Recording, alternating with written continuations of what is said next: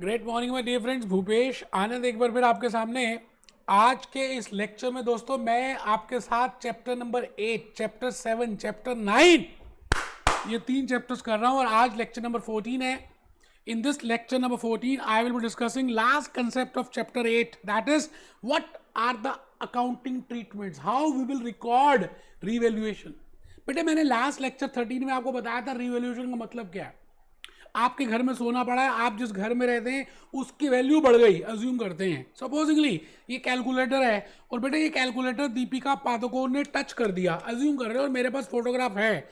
अब मैं इस कैलकुलेटर की मार्केट में सेल कर रहा हूं, so the value of this calculator will increase like anything because Deepika Padukone has touch this, Katrina ने टच किया है। तो आप एसेट की वैल्यू कैसे शो करेंगे जब वो रीवैल्यू हो जाता है। आज के इस लेक्चर में मैं कुछ और रिवॉल्यूशन के बारे में बताने वाला हूं। आप अपना रजिस्टर ओपन कर लें। Lecture 14 non current asset chapter number 8, chapter 8। बेटे मैंने चैप्टर 8 में बात की थी disposal, because the name of this chapter is non current asset disposal and revaluation. Disposal and revaluation. So when I say revaluation, I mean we have discussed meaning and how we will treat when we dispose of that asset. आज के इस lecture में मैं बात करूंगा कि अगर कोई एसेट की वैल्यू बढ़ जाती है तो उसके ऊपर आप डेप्रिसिएशन कैसे चार्ज करेंगे, how you will charge depreciation on that, and then how you will treat the disposal of that revalued asset. तो ये दो बातें आज हमें डिस्कस करनी है। लेक्चर 14 और लेक्चर 15 मैंने डिवोट किए हैं इन दोनों कंसेप्ट के ऊपर। मैं भूपेश आनंद चाहता हूं कि आप बिल्कुल कमर सीधी करके बैठे। Depreciation of a revalued asset, आप डेप्रिसिएशन चार्ज कर रहे हैं। डेप्रिसिएशन का meaning we have already discussed, the normal wear and tear which is there in any asset. So depreciation of a revalued asset, it means जिस asset की value बढ़ गई है उसके ऊपर आप डेप्रिसिएशन कैसे चार्ज करेंगे। और आप जल्दी से एक बार मेरी स्लाइड्स जो मैंने आपको दी हैं बेटे, पीपीटीज एक बार आप निकाल लें। मैंने उसमें भी ये कंसेप्ट मेंशन किए हैं।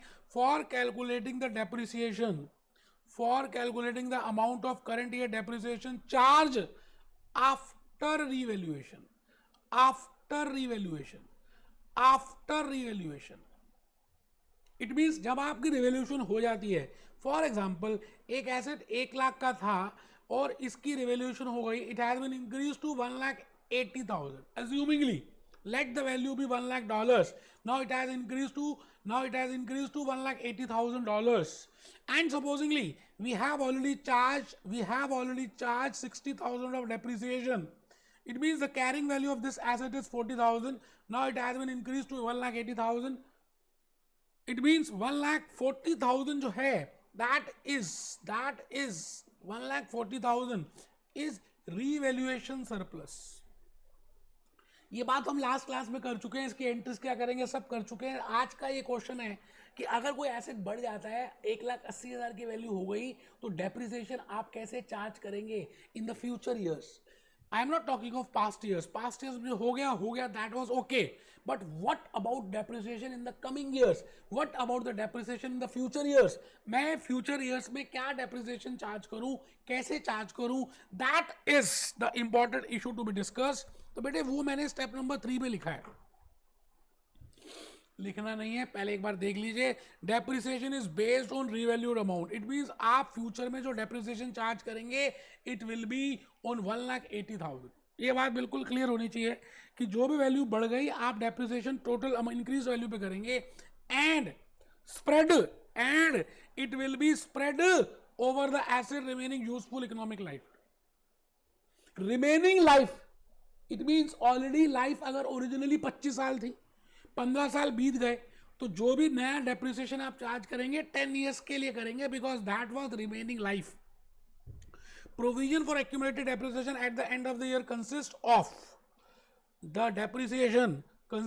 the depreciation charged on revalued amount. It means आप जो provision बनाएंगे, it means the accumulated depreciation which you are creating that will be on the increased amount. सब करेंगे बेटे आराम से। ये स्लाइड तो आपके पास है ही, ये बात तो आपको मैंने बताई हुई है, ये मेरे जूस नोट्स तो आपके पास हैं। मेरी बात को ध्यान से सुनना जो मैं अब कहने जा रहा हूँ। मैं आपसे ये कहने जा रहा हूं कि आप एक अलग से पहले तो शीट ले लें और मेरी बात को ध्यान से सुने, मेरी कहानी मुंह जबानी। बेटे ये मैंने टाइमलाइन प्रिपेयर कर दी, ये T0 कर दिया, ठीक है जी, ये T0, ये बेटे T25 और ये है बेटा T16। इट मीन्स अभी T16 का बिगिनिंग है, beginning of T16। It means 15 साल बीत चुके हैं। मैंने लाइफ ओरिजिनली अज्यूम की थी कि 25 ईयर्स की है, ठीक है। $1,00,000 की वैल्यू है, मैंने ऐसा अज्यूम किया था कि उस एसेट की वैल्यू $1,00,000 है। Now it has been increase to 1,80,000। अभी अभी जो एग्जांपल दिया बेटे 1,80,000 हो गई।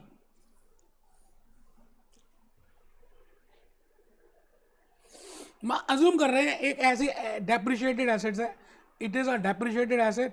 1,00,000 का बेटे पहले वैल्यू था, तो मैंने इसमें चार्ज कितना किया होगा डेप्रिसिएशन, $4,000 और 15 साल बीत गए into 15 that comes to $60,000। It means the carrying value of this asset is 1,00,000 minus 60 that comes to 40,000। तो बेटे कैरिंग वैल्यू 40 है और रीवैल्यूड फिगर 180 है। इट मीन्स रीवैल्यूएशन सरप्लस कितना हो गया, 1,40,000।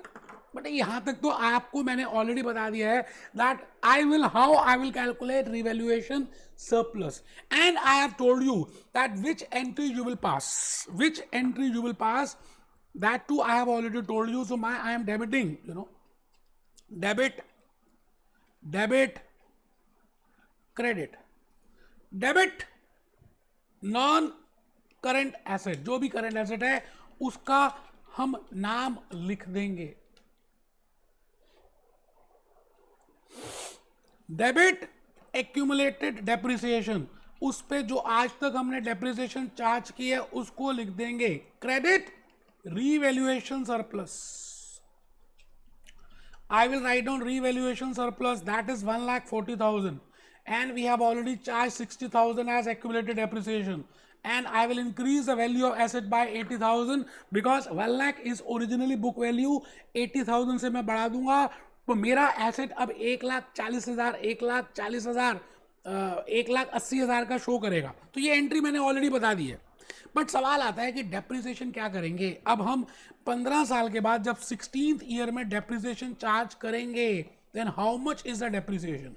तो बेटे बड़ा सिंपल सा लॉजिक है, 1,80,000 की वैल्यू हो गई है, 10 साल की रिमेनिंग लाइफ है, जो बीत गया उसको छोड़ दीजिए, जो पीछे पास्ट टेंस था उसको छोड़ दीजिए, जो पास्ट टेंस था उसको छोड़ दीजिए।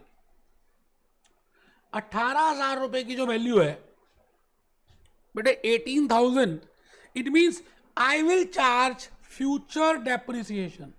मैं फ्यूचर डेप्रिसिएशन $18,000 की शो करूंगा।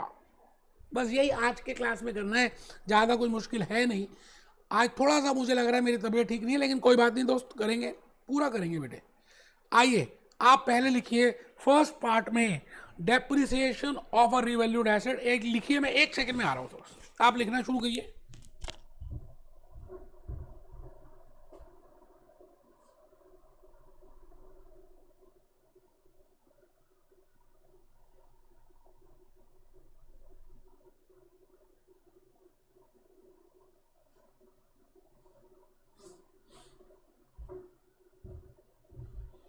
बेटे सबने लिखना है, कोई भी खाली नहीं बैठेगा।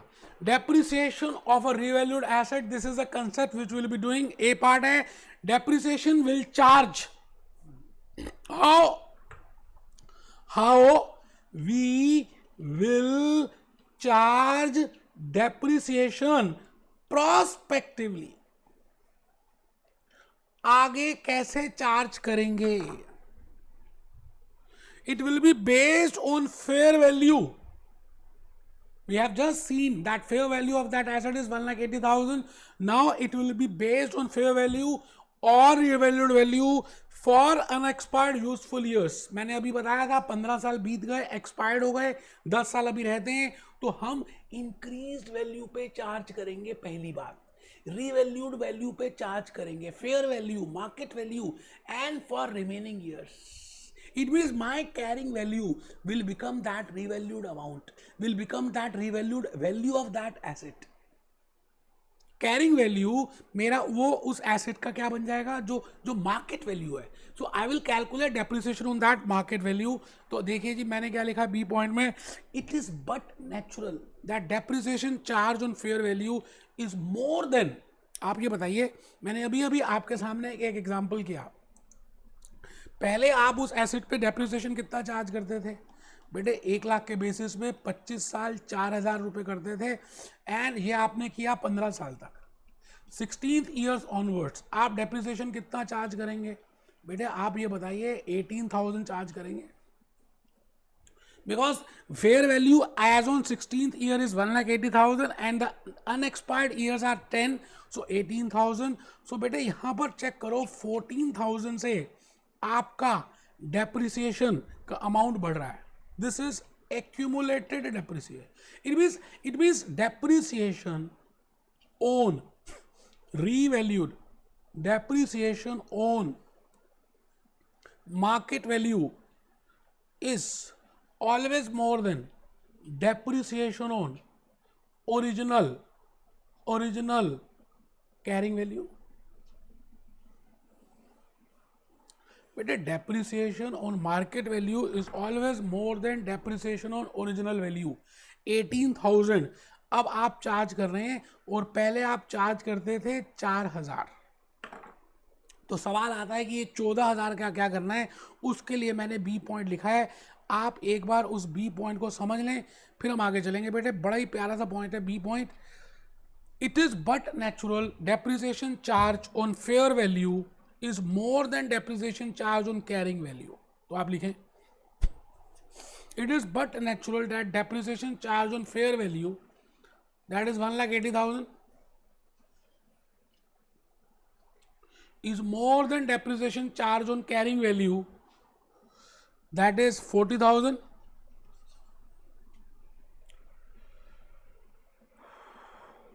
और ये तो बेटे फेयर वैल्यू बता दी. इसके ऊपर जो डेप्रिसिएशन निकल रही है वो 18,000 है और इस पे जो डेप्रिसिएशन निकल रही है वो 4,000 है.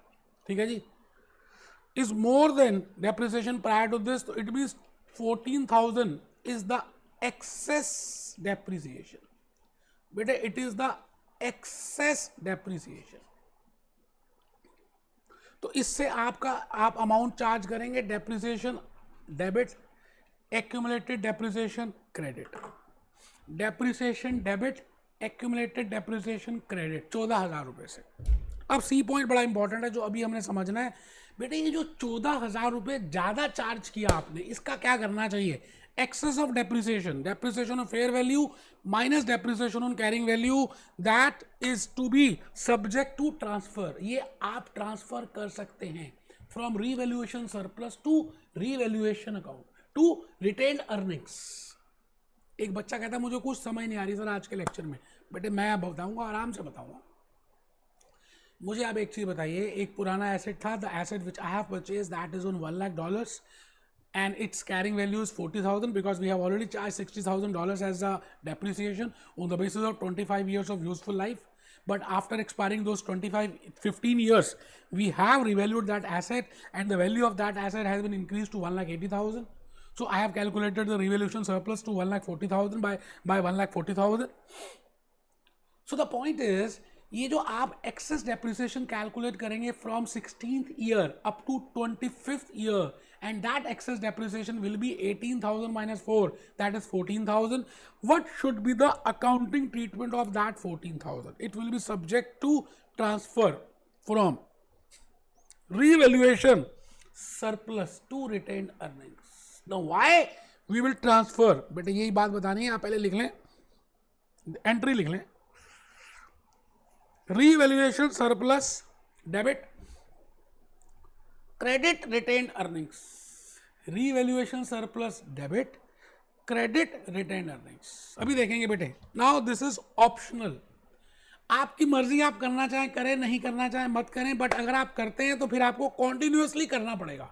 अब क्यों करते हैं, that logic I want to tell you. वो मैंने लॉजिक बताना है, आप पहले नोट्स पूरे कर लें. Should be followed consistently if opted. Debit revaluation surplus credit retained earnings, optional transfer should be followed consistently if opted. बेटे एक बात ये बताओ कि मैंने आपको लास्ट लेक्चर में ये बताया था that if there is a revaluation surplus, अगर आपको रिवैल्यूएशन सरप्लस हो जाता है तो इस रिवैल्यूएशन सरप्लस को हम मानते हैं this is unrealised gain. Unrealised gain बेटे ये गेन हुआ नहीं बुक्स में, क्योंकि हमने कोई एसेट बेचा थोड़ी. We want to just give it a true and fair view because this is unrealised gain, so it will be transfer to other comprehensive income. We have already discussed, and because it will be transferred to other comprehensive income, it will be directly transferred to equity, and because it will be directly transferred to equity, it will directly be transferred to balance sheet. इसका मतलब हम इसको retained earning में transfer नहीं करते. It is not treated as normal income because it is not realised. But the point is now you are debiting depreciation and you are crediting accumulated depreciation by the excess amount. excess amount कितना है? excess amount of depreciation is 14,000.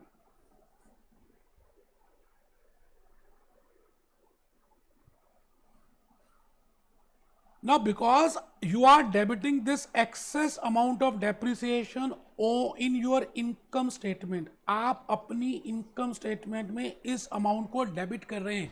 It means आपके profits 14,000 से कम show होंगे. It means your profit will be decreased by 14,000. तो law ये कहता है as per the matching concept, the logic is the revaluation surplus which is already appearing in the equity, उसमें से 14,000 रुपए का बैलेंस आप निकालिए और उसको रिटेन्ड अर्निंग में ट्रांसफर कर दीजिए.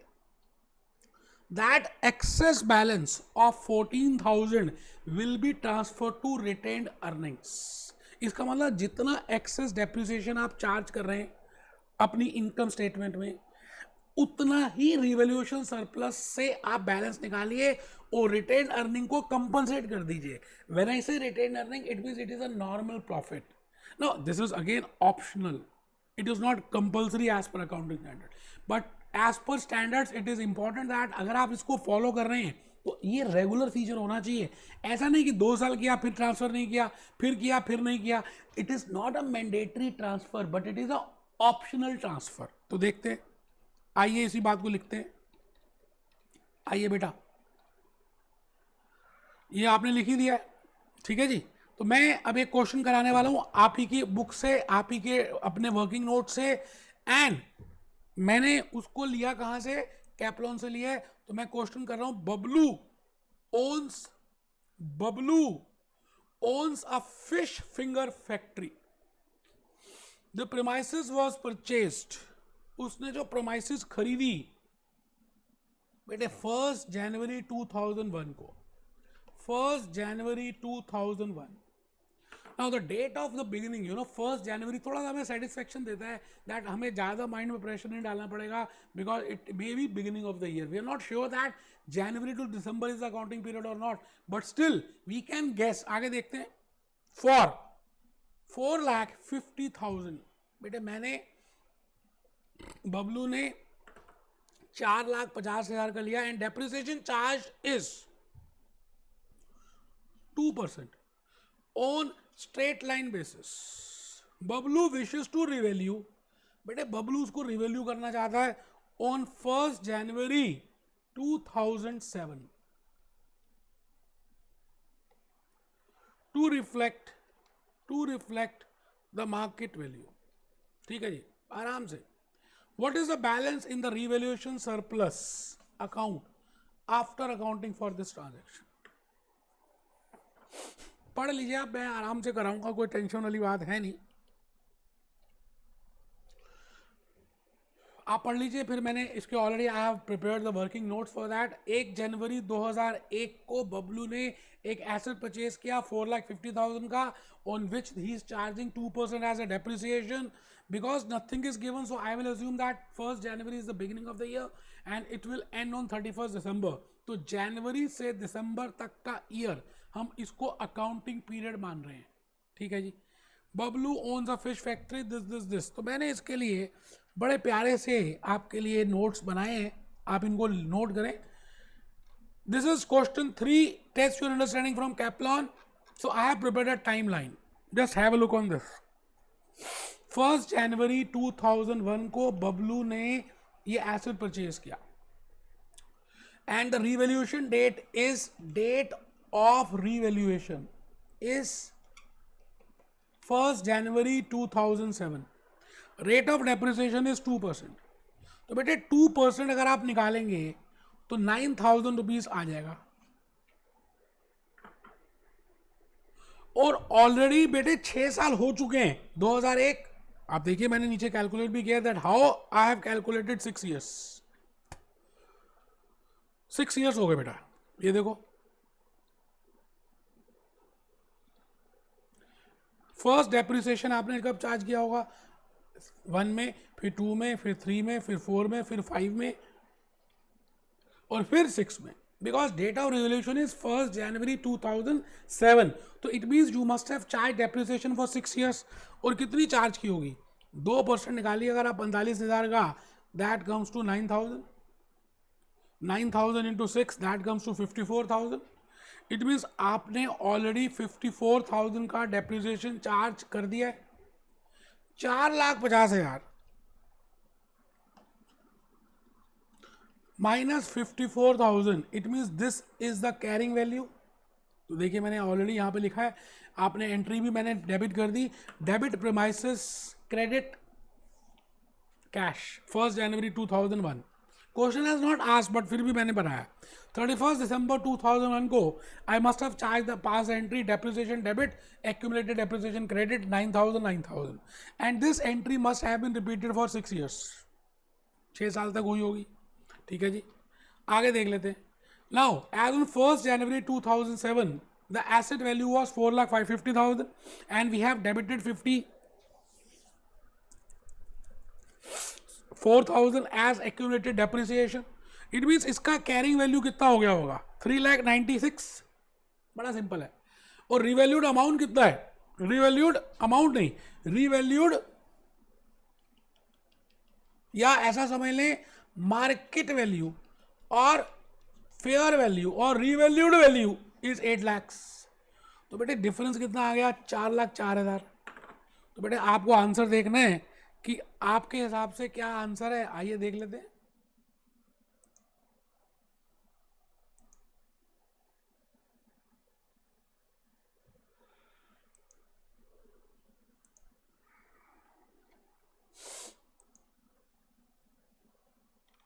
सो C is the correct answer, ये मैंने यहां पर लिखा भी हुआ है,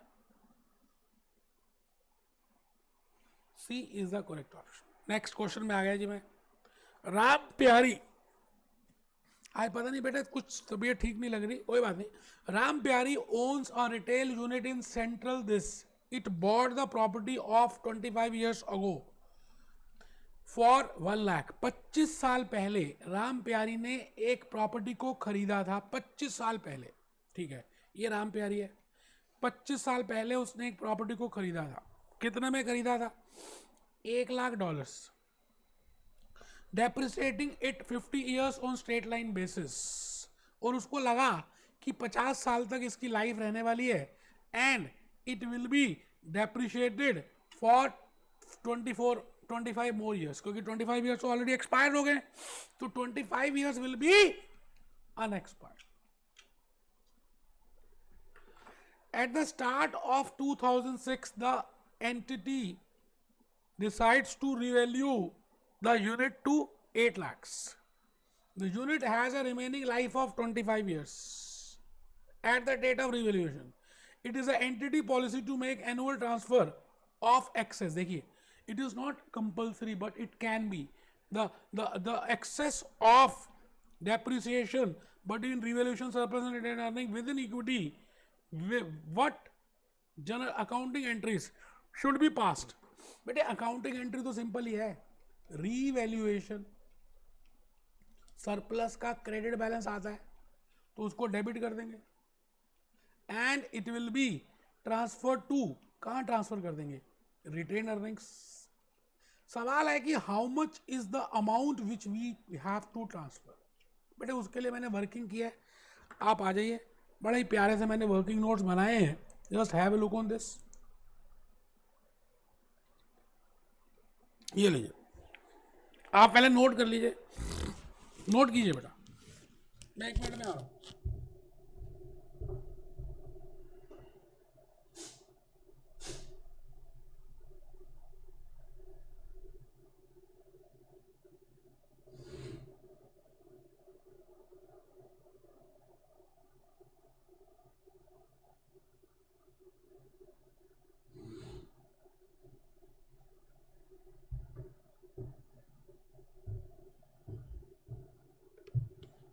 तो बेटे 25 साल पहले 1 लाख की आपने एसेट उसने खरीदी थी.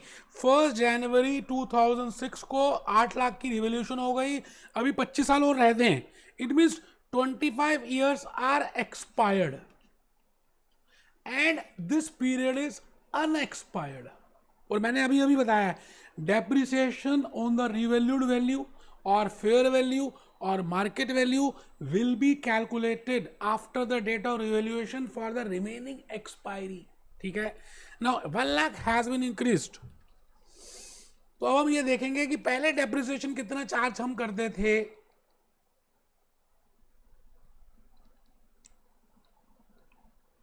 Future depreciation will be 8 lakhs. बेटे 8 lakhs पे करेंगे और 25 साल अभी रहते हैं तो एनुअल डेप्रिसिएशन चार्ज कितना आ जाएगा.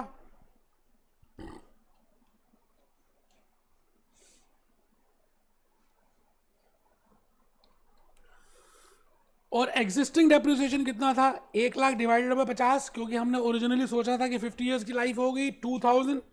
तो चेक करते हैं बेटे, 32,000 अब नया डेप्रिसिएशन है और 2,000 न्यू डेप्रिसिएशन एग्जिस्टिंग डेप्रिसिएशन है. इट मीन्स एक्सेस कितना है बेटे, excess is 32,000 minus 2,000, that comes to 30,000. तो debit revaluation surplus 30,000, credit retain earning 30,000. आराम से बेटे. इट मीन्स उतना पार्ट मैं रिवैल्यूएशन सरप्लस से निकाल कर रिटेन अर्निंग में डाल दूंगा, उतना पार्ट मैं रिवैल्यूएशन सरप्लस से डालकर रिटेन अर्निंग में डाल दूंगा, दैट इज 30,000. तो आई थिंक पूरे लेक्चर में आज थोड़ा सा मेरी तबीयत ठीक नहीं रही, कोई बात नहीं, but still I was able to tell you that how we will calculate depreciation on revalued amount. Last lecture number 15 chapter number 8 में देखेंगे. मिलते हैं. Be happy, be jolly, be cheerful.